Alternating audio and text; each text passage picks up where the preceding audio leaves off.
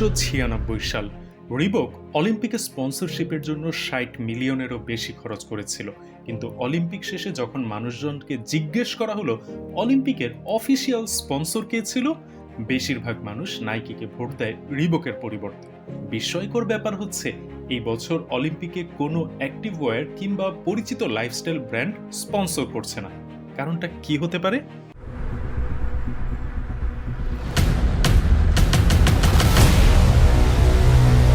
Ambush marketing.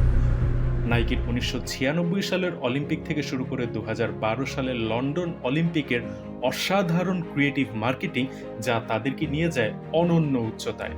1996 সালের পরে Olympic authority, Nike এবং অন্যান্য কোম্পানি যারা অলিম্পিকে স্পন্সর না করে মার্কেটিং করে থাকে তাদের বিরুদ্ধে শক্ত অবস্থান নেয় এবং নতুন নিয়ম করে এই অ্যাম্বুশ মার্কেটিং বন্ধের জন্য। ফলে অলিম্পিক আয়োজক কর্তৃপক্ষের অনুমোদন ছাড়া কেউ অলিম্পিক নিয়ে পোস্ট করলে অলিম্পিক কর্তৃপক্ষ আপনার বিরুদ্ধে মামলা পর্যন্ত করতে পারবে। Welcome to house of marketing. আজ আমরা জানব নাইকির বিখ্যাত দুটি অ্যাম্বুশ মার্কেটিংয়ের গল্প। 1896 সাল থেকে অলিম্পিক নামে শুরু হওয়া এই অলিম্পিক গেমসে শুরুতে টাকার কোনো সমস্যাই ছিল না।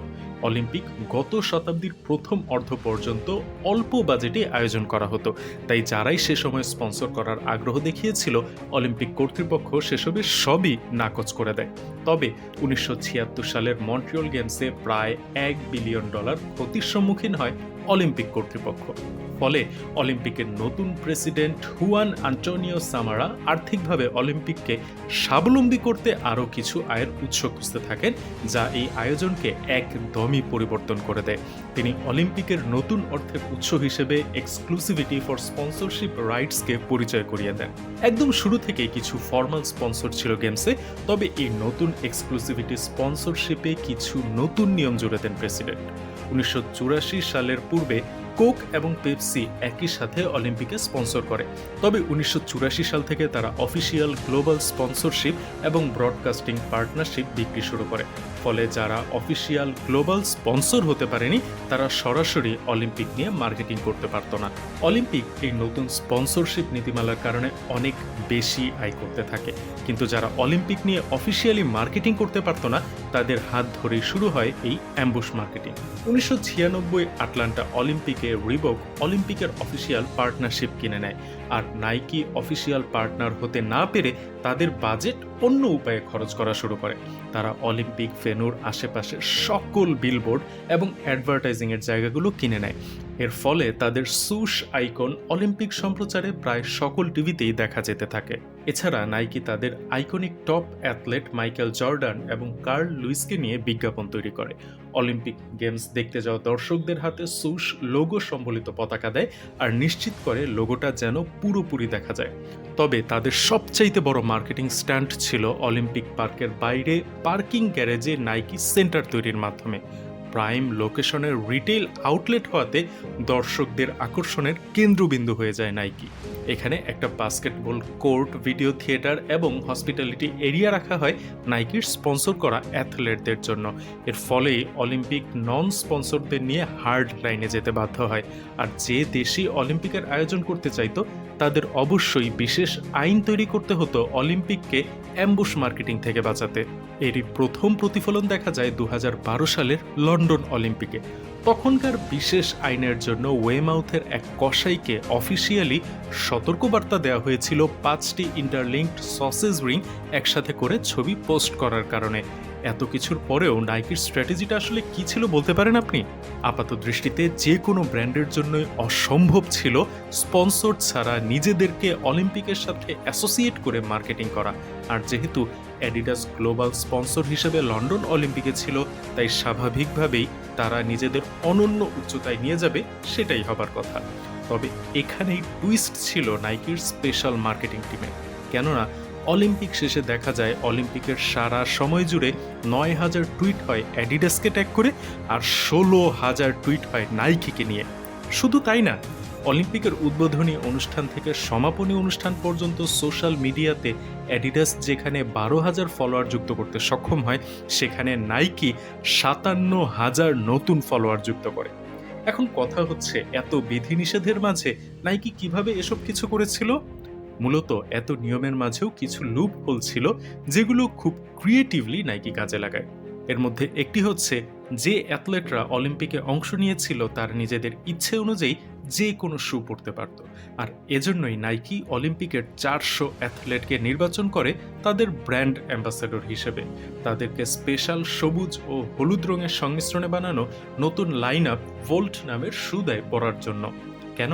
কারণ অলিম্পিক ট্র্যাকের রঙের সাথে এই রঙের জুতাগুলো একদম পারফেক্টলি ফুটে ওঠে। দ্বিতীয় লুপহোলটা ছিল, স্পন্সর করা কোম্পানি ছাড়া আর কেউ ইউকে লন্ডন কথাটি ব্যবহার করতে পারবে না। তবে মজার বিষয় হলো, ইউকে লন্ডন ছাড়াও আরও 28টি লন্ডন নামক জায়গা আছে পৃথিবীতে। আর নাইকি এক টিভি কমার্শিয়াল বানায় যেখানে তারা এই 28টি লন্ডনকে দেখায়, শুধু যুক্তরাজ্যের লন্ডনকে বাদ রেখে। নাইকির সেই কমার্শিয়াল স্পষ্টভাবেই লন্ডন অলিম্পিককেই ইঙ্গিত করেছিল। তবে অ্যাডিডাসের একজন মুখপাত্র এই কমার্শিয়াল দেখে বলেন যে এটা নিয়ে তাদের কোনো সমস্যা নেই, এখানে অলিম্পিককে নিয়ে কিছুই বলা হচ্ছে না আর কোনো নিয়মও ভাঙছে না বলে মনে করেন তিনি। তবে এই বিজ্ঞাপন পুরোপুরি ভাইরাল হয়ে যায় এবং অ্যাডিডাসের স্টারে পরিপূর্ণ বিজ্ঞাপন থেকেও বেশি ভিউ পায় নাইকির এই বিজ্ঞাপন।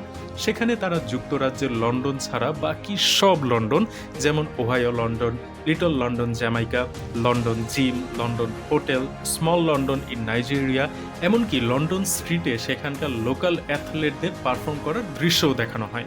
আর তৃতীয় লুপহোলটা হলো, যেখানে অ্যাডিডাস অলিম্পিকের বড় বড় অ্যাথলেটদের নিয়ে কমার্শিয়াল বানিয়েছিল।